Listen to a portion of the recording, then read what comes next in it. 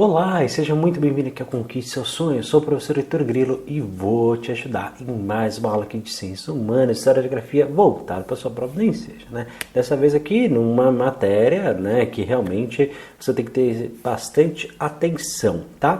Aqui ele não vai se aprofundar muito não, mas você tem que saber alguns detalhes e a partir de agora, dessas aulas em diante, não perde a linha temporal. Você tem que saber na ordem, tá bom? As coisas que vão acontecer. Então não vai avançando de aula, tá? Sem entender tudo que eu falar nesta aula, beleza? E faz isso com todas.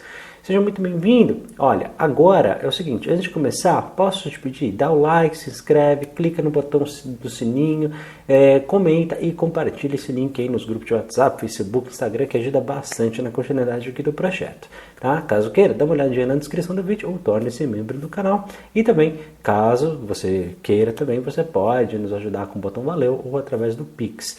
Na descrição tem o meu WhatsApp pessoal, ou você pode escrever no próprio YouTube, ou então dá uma olhada lá que tem muito curso, muito material bacana aqui para vocês, tá bom? Então vamos começar falando do descobrimento do Brasil, pessoal. Olha, você tem que saber de uma coisa, que muito do que a gente fala sobre a questão dos descobrimentos é tudo que estava, pessoal, relacionado a documentos oficiais, tá bom? Então nada disso aqui é inventado, tá? Tudo que é cobrado na sua prova. Então como é que a gente sabe de coisas que aconteceram há 500 anos, né? Em todas as expedições, tudo que aconteceu, né, eram sempre relatados por um oficial do governo português, tá bom? Então tudo isso tudo tá documentado até hoje. A gente tem os documentos, inclusive os documentos oficiais daquela época, tá? Tá tudo público, inclusive você pode ir numa simples pesquisa aí no seu Google, tá bom? Então vamos começar. Bom, você tem que saber, né, que a data oficial dos descobrimentos, ela acontece no nosso país na data de 22 de abril de 1500, quando os portugueses descobrem, né, as terras brasileiras. Bom, antes perceba o contexto. A gente está falando, né, de 500 anos atrás, né, no finalzinho ali no comecinho, digamos assim, do século 15, tá bom? Mas ainda, né, você tinha ali no século 15, depois no século 16, você teve aí as grandes navegações, tá bom? E essas grandes navegações, elas eram feitas pelos portugueses. Portugal era, nessa época, um dos maiores impérios que nós tínhamos no mundo, junto com os espanhóis. Você tinha essa grande rivalidade, né, de Portugal com a Espanha, que inclusive ela dura até hoje, né, mas ela ficou aí no seu máximo nesse período, tá? E aí, o processo de descobertas de novas terras era um desses caminhos. Bom, só para você entender o contexto, o grande produto, digamos assim, né, os grandes recursos que nós tínhamos na época que mais se valorizavam, e as riquezas eram medidas, né, de acordo com esses produtos, essa quantidade que esses países tinham, eram nas Índias, tá? Eram as Índias que detinham esses produtos. O problema é que para Portugal e para a Espanha chegar até lá era sempre muito demorado, muito longe e demandava, óbvio, muitos custos e recursos. Então, muitas vezes, né, eles pensavam, como é que a gente descobre um caminho mais curto, um caminho mais rápido? E, na verdade, objetivamente falando, as grandes navegações elas surgem aí, tá? Entre tanto Portugal quanto Espanha. E aí você tinha que descobrir a rota mais curta, a rota melhor para chegar nas Índias, justamente para pegar essa matéria-prima. E aí o que acontece, né? Você teve essa rota para o Oriente, essa busca cada vez mais que eram feitas. Porém, né, Portugal ele teve um grande avanço, que Portugal conseguiu desenvolver algo chamado caravela. As caravelas, pessoal, eram realmente embarcações extremamente grandes, tá? Que conseguiam realmente avançar pelo mar e ter um grande desenvolvimento e de um avanço tecnológico que na época nenhum outro navio tinha. Então você tinha aí uma grande vantagem para Portugal. E por isso que eles chegaram mais longe e descobriram mais terras, tá? Justamente pelo desenvolvimento marítimo que eles tinham. Duas datas você tem que saber. Obviamente que é de 22 de abril de 1500, que é quando a caravela, né, a principal de Pedro Álvares Cabral chega no nosso país. Mas antes, em 1492, 8 anos antes, Cristóvão Colombo, quando ele descobre a a América. Quem fazia as navegações de Cristóvão Colombo eram através do rei da Espanha, enquanto Pedro Álvares Cabral representava aí o governo português, tá bom? Todas as grandes navegações eram feitas através do pedido do rei da época, tá? E quando Pedro Álvares Cabral chega ao Brasil, ele não chega sozinho, tá? Ele só tinha aí 13 embarcações, olha só quanta coisa. Na verdade falam que uma delas se perdeu no caminho, mas enfim, não vem ao caso, tá? Ele tinha aí por volta aí de 1.200 homens e a gente sabe tudo, né?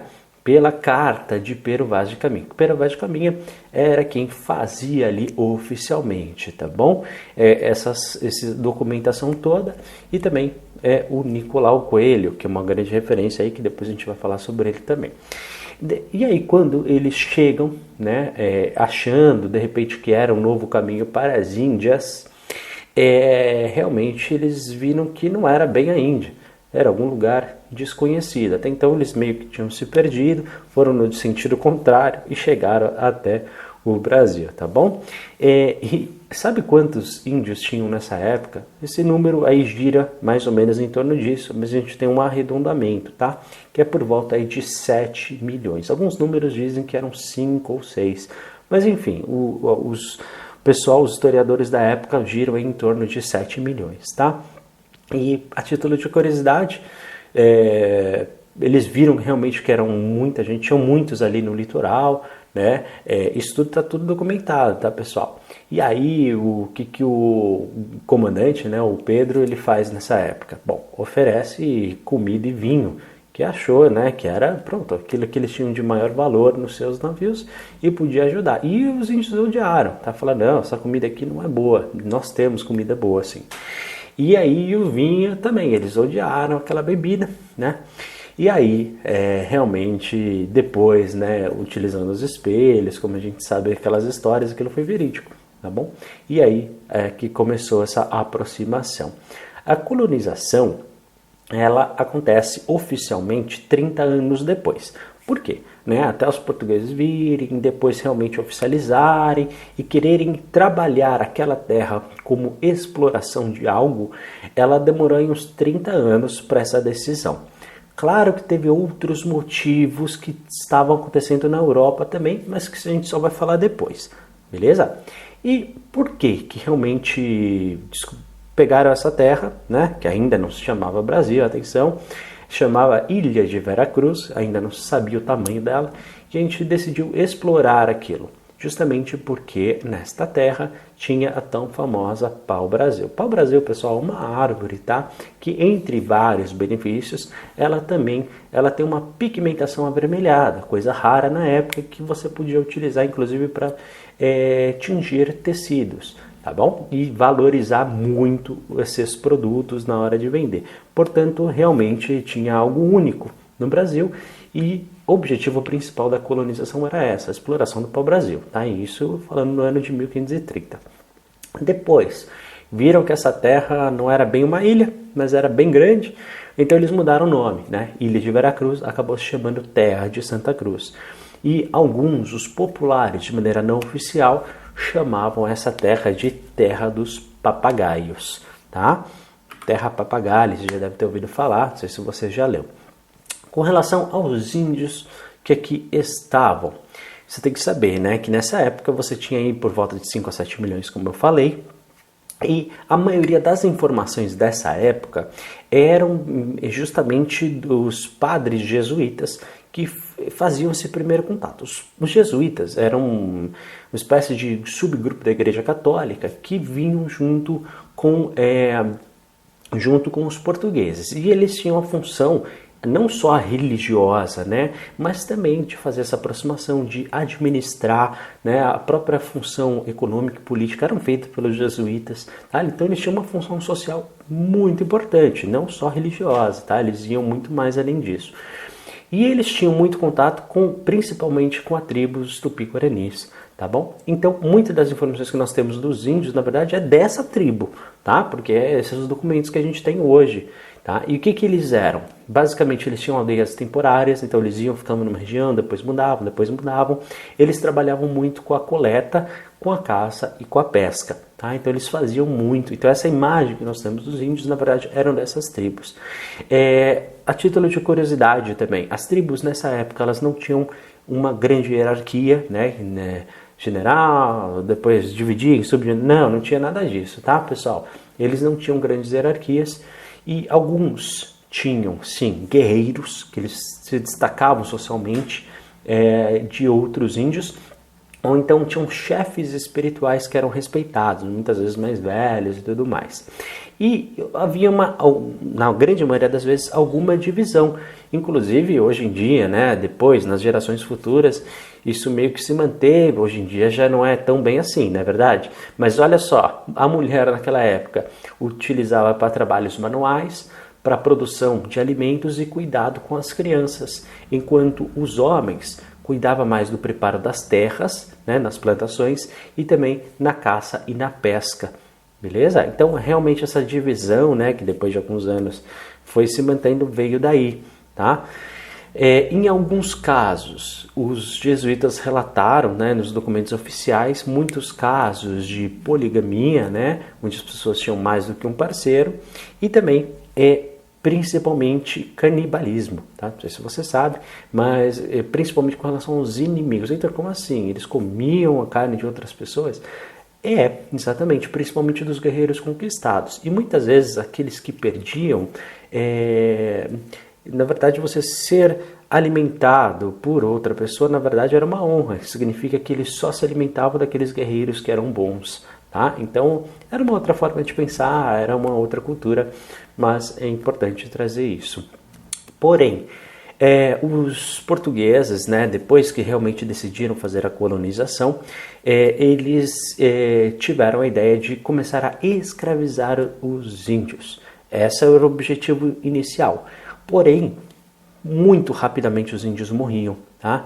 Por quê? Porque, justamente, entre outros motivos, os índios eles não tinham as doenças que os portugueses tinham. Então você estudou, né, em ciência da natureza, você sabe que realmente, né, quando você tem alguma doença, né, durante um tempo, quando você tem um vírus, você tem os anticorpos para aquilo. Só que os índios, como nunca tiveram contato com aquelas doenças, ainda não tinham os anticorpos e morriam das doenças que os portugueses não morriam. Tá? Então, rapidamente, essas doenças começaram a matar muitos índios. Além disso, né, pelos relatos oficiais, os índios eles não entendiam essa noção de trabalhar como escravo, né? Realmente eles não compreendiam essa noção de ser subjugado por outro para trabalho, né? Porque eles tinham sempre uma ligação muito forte com a terra, então isso realmente causava muitos conflitos. Então eles acabaram, digamos assim, veja, né, nessa questão da escravatura, eles acabaram achando que não era vantajoso. Então, os índios foram mais do que catequizados, do que, por exemplo, na Espanha. A Espanha, pessoal, que, né, todo o resto da América do Sul foi colonizado pela Espanha, né, enquanto o Brasil foi por Portugal. E lá eles tinham simplesmente uma outra política, de realmente matar os índios. Ponto final. Enquanto Portugal decidiu, ok, vamos catequizar, vamos ver se a gente tira alguma vantagem, e matavam os índios conforme a necessidade ou interesse, tá bom? Mas tentando meio que se aproveitar dependendo das ocasiões. Na verdade é isso que acontecia. E aos poucos, quando eles percebiam que o índio realmente não servia, né, para ser utilizado como escravo, ele começou a ser substituído pelo tráfico negreiro, tá bom? Além disso, era mais barato, né? Em termos de mercado, inclusive, até é difícil até para falar, né? Mas é verdade.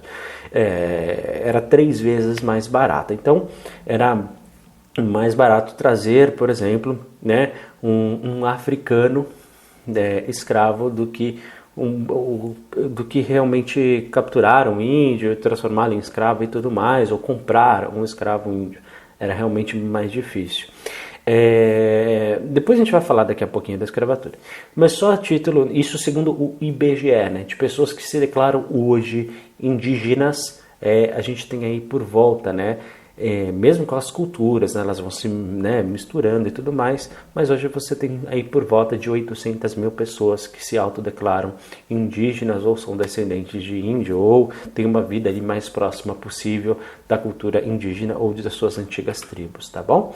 Dentro desse processo aqui da escravatura, a gente tem que falar que ela inicia no Brasil logo no começo, tá? Em 1530, justamente como a gente falou, né? Inicialmente pela exploração do pau-brasil, mas depois rapidamente foi modificado. Para quê, Heitor? Para trabalhos braçais, principalmente para a produção da cana-de-açúcar. Depois a gente vai falar, né, da primeira grande economia do Brasil e ela foi feita basicamente pelos escravos, tá? Eram os escravos que trabalhavam na cana-de-açúcar. Então, a produção de cana-de-açúcar no Brasil, né, nessa primeira grande economia, que a gente daqui a pouquinho a gente vai falar, ela foi feita justamente pelos escravos. E como é que eles eram, por que eles eram feitos, então, como é que isso começou? Primeiro a gente tem que entender, tá, que por mais absurdo que hoje pareça, existiam leis que davam esse apoio, tá bom? Isso não era algo que era feito de maneira ilegal, tá? Isso era literalmente, estava dentro da lei, por mais absurdo que isso pareça, tá? E como é que isso eram feitas? Você tinha, por causa das divisões lembra que a gente falou do imperialismo e tudo mais que estava tendo pelo mundo? Pois é, então muitos países tinham colônias, né? E na África você tinha várias subdivisões. E havia conflitos tribais na África por vários motivos, até mesmo pela divisão geográfica que era mal feita, né? Porque não respeitou as tribos e tudo mais, e que lá já estavam. E aí você tinha muitos conflitos, muitas vezes incentivados, inclusive pelos países imperialistas. E aí, nesses conflitos, a tribo que perdia, ela era escravizada. Então o que acontecia? Uma tribo acabava por vender a outra. E aí quem era o principal comprador? Portugal, tá bom? E aí eles eram comprados a larga escala e trazidos em navios, sem condições nenhuma, realmente muitos morriam pelo caminho e numa travessia que demorava meses e meses até chegar ao Brasil. Os que aqui conseguiam chegar, né, com muitas doenças, realmente num processo muito subnutrição e tudo mais, eles eram vendidos para esses trabalhos braçais, tá? Pessoal, esse processo durou mais de 300 anos, tá? É isso que você tem que ter em mente, tá? Então, realmente, é um trabalho que durou muito tempo e foram mais de 5 milhões de africanos que foram escravizados. Heitor, como é que você sabe? É um número oficial? Sim, por mais absurdo que pareça, novamente, isso era tudo registrado. A gente está falando de seres humanos, mas que na época eram vendidos como se fossem mercadorias, tá bom? E aí tudo isso era oficializado em livros, então a gente sabe a quantidade exata em cada navio e tudo mais, tá? Isso era tudo documentado como se fosse um produto, como se fosse uma mercadoria, tá? A verdade é essa. Um trabalho, por exemplo, numa cana-de-açúcar, ele durava ali mais de 20 horas por dia, tá bom? Com pouquíssima alimentação e era permitido também de maneira legal, tá, o açoitamento para corrigir determinada postura, se de repente a pessoa não quisesse ser escravizada, tá bom? E a grande resistência disso, ela começa, na verdade, e é sempre bom falar, e todo ano eu vou citar isso, que pena que o ensejo não cobra mais, mas deveria, que é a questão do Quilombo dos Palmares, tá? Eu gostaria de falar, gostaria de ter uma aula sobre isso, mas infelizmente o ensejo ele não cobra como deveria. Eu acho que deveria ser um ponto, mas título de curiosidade, se você quiser, pesquise sobre o Quilombo dos Palmares, porque foi uma resistência que começou não só pelo impacto que ele teve, mas começou a dar um pensamento, né, de liberdade para muita gente, e essa ideia se propagou, tá? Então muito do que a gente teve eram mais de 300 anos, não vamos esquecer disso, ok? E quando isso acaba? Bom, em 13 de maio de 1888, através da princesa Isabel, tá, que assina a Lei Áurea. É importante ressaltar o seguinte: o Brasil foi o último país a acabar com a escravidão, quando vários outros já tinham, tá? E, claro, ela assina não é porque ela era simplesmente boazinha, mas houve uma pressão, né, do mundo inteiro para acabar. A Inglaterra precisava de mercado consumidor e ela acreditava que se as pessoas deixassem de ser escravos e trabalhassem, você teria uma produção. com produção, tem dinheiro circulando e com isso consomem mais produtos. Então por isso que a Inglaterra apoiou muito o fim da escravidão pelo mundo, justamente para ter mais gente comprando suas mercadorias, simplesmente por isso, tá? Só que é o seguinte, muitos países quando acabam com a escravidão, as pessoas eram libertadas, mas com algum apoio, de repente com um apoio financeiro, ou de moradia, ou de alguma ajuda de algum tipo, ou durante um período, por exemplo, né? Mas, diferentemente de todos os outros países do mundo, o Brasil simplesmente assinou a lei, libertou e não teve nenhum apoio nenhum, né? Então muitos aí tiveram que se virar do jeito que deu, né? Muitos não conseguiram, mesmo depois dessa liberdade, né? E como é que você vive, né? Sem dinheiro, da noite para o dia, onde você vai viver, onde você vai comer, realmente é muito complicado, tá? Então o Brasil não se preparou para isso, não teve um suporte, e aí nós temos aí problemas, inclusive estruturais aí na nossa sociedade, né? Que realmente de muito preconceito, com muita coisa aí que aconteceu depois, que até hoje a gente tem que sentar e resolver, tá bom, pessoal? Infelizmente, essa é uma parte muito triste aí da nossa história, que eu tenho que falar aqui para vocês, porque cai também na prova do Enseja. Bom, dentro do povoamento, né, como é que a população ela se expandiu? Você tem que perceber, né, que realmente era uma corrida de espaços. Enquanto a Espanha queria mais território, Portugal também. Então, o que acontece? Portugal contratou oficialmente pessoas chamadas bandeirantes. Esses bandeirantes carregavam literalmente a bandeira de Portugal e ia atrás para ver os territórios. Em troca, tudo que eles achassem de metais preciosos podiam ficar para eles, tá bom? E aí, todos os índios que eles achassem no caminho, eles podiam também escravizar. Então era dinheiro para eles, né? Então eles basicamente chegavam, né, através dos navios portugueses no litoral e ia para o centro. Esse era o grande objetivo, tá? Matando todo mundo e roubando tudo que pudesse encontrar. Basicamente era isso que os bandeirantes faziam de maneira oficial também, tá? Bom, até que a situação começou a ter vários conflitos, né? E a Espanha fazia a mesma coisa do outro lado, tá? Mandando seu exército espanhol e dizimando os índios e tudo mais. Até que, para definir as terras de quem era o que de cada um, né, com um acordo inclusive assinado pelo Papa na época, você teve o famoso Tratado de Tordesilhas. Basicamente essa nova terra que foi descoberta, passaram uma linha ali no meio, né? E aí, que era para a direita era de Portugal, que era para a esquerda era da Espanha. Simples assim, tá? E esse tratado durou de 1494 até, pasme você, até 1750. Então, realmente, ele foi cumprido, tá bom? Realmente teve esse acordo e foi. Basicamente, essa linha é o que hoje nós chamamos, mais ou menos, tá, pessoal? Mais ou menos, de Brasil. Então hoje a divisão aí do Brasil, tá, foi justamente essa, por isso que nós falamos em português, né, mais parecido com o português de Portugal, enquanto o resto da América fala o espanhol, tá bom? Só por isso. Bom, a parte portuguesa, Portugal sentou e falou, e agora? Como é que eu administro isso tudo? Que aí simplesmente em 1534, né, eles pegaram essa terra e dividiram de maneira horizontal em 15 áreas, tá bom? Que são as famosas capitanias hereditárias, que depois a gente vai voltar a falar sobre isso. Por que era hereditária? Primeiro, capitania é o nome da região, tá? Então cada região, em vez de chamar estado, que hoje a gente chama, eles chamavam de capitanias. E hereditária, qual que era a ideia? Passar de pai para filho, tá? Então, de repente, o pai, que é dono daquela terra, morreu, passa para o filho, morreu, passa para outro filho e assim por diante, tá? Não durou muito tempo oficialmente, tá? Mas a gente sabe que muitas pessoas que receberam essas terras nessa época, até hoje, detêm alguma espécie de poder político, tá? Nas prefeituras e nos governos dessa região. Até hoje, pessoal, tá? Muitas dessas famílias e seus descendentes. É bem curioso, tá? Aqui eu tenho um mapa onde você detalha melhor essas 15 capitanias, tá? Ela durou oficialmente, né, de 34 a 1950. As grandes e principais, os demais se desenvolveram, ações e tudo mais, são duas, uma em Pernambuco e a outra de São Vicente. A gente tem muito documento, então se você quiser pesquisar, como é que era a capitania de Pernambuco naquela época, ou a capitania de São Vicente, você vai achar muito material na internet. Mas, de novo, eu só falo aquilo que o Enseja cobra. A principal exploração que teve para descobrir essas terras, o principal nome é o Martim Afonso de Souza, tá? Onde ele tinha como objetivo a marcação do território e também fazer a administração colonial.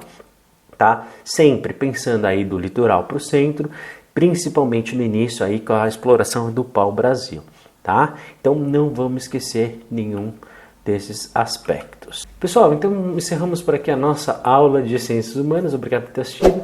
A gente se vê daqui a pouquinho na nossa próxima aula, hein? Não esquece do like, se inscrever, comentar, compartilhar e clicar no sininho. A gente se vê daqui a pouco. Boa sorte na sua prova. Até a próxima. Tchau, tchau.